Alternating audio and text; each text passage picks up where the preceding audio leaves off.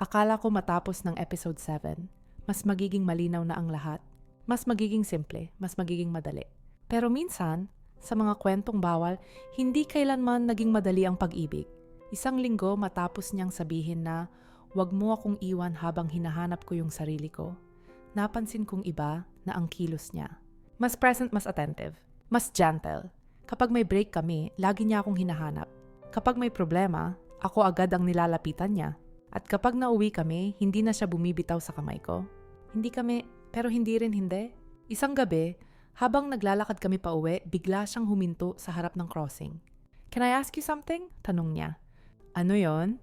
Tumingin siya sa akin na parang ngayon lang niya ako talagang nakita. Totoo, seryoso. Walang pagdadalawang isip. Kung sakaling piliin kita, handa ka ba? Parang natanggal ang hangin sa dibdib ko. Hindi iyon confession, hindi iyon promise. Pero iyon ang pinakamalapit na narinig ko sa salitang tayo. "Oo," sagot ko. "Pero hindi mo kailangan magmadali." Ngumiti siya.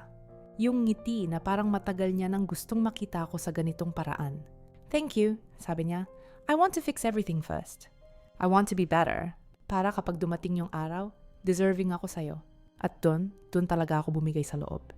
Pero kinabukasan, nagbago ang lahat. Pagdating ko sa facility, may nakita akong hindi ko in-expect.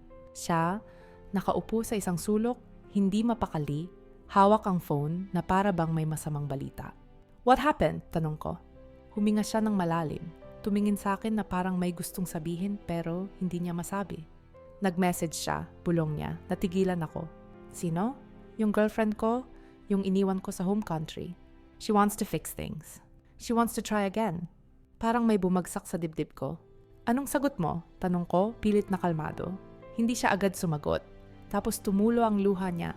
Yung luha na hindi niya pinakita kahit kanino. "I don't know what to do," sabi niya. "I don't want to hurt you, but I don't want to make the wrong choice again." At doon ko naramdaman na sa kabila ng lahat ng sinabi niya, sa kabila ng mga hawak kamay, sa kabila ng mga gabing magkasama kami, may parte ng puso niya na hindi pa rin kayang bumitaw sa nakaraan. Hindi ako nagsalita, hindi ko siya sinisi. Hindi ko siya hiniling pumili. Tumayo lang ako sa tabi niya, tahimik. Sugatan pero present. "Kahit ano ang piliin mo," sabi ko softly, "I'll be okay." Pero ang totoo, hindi ako okay.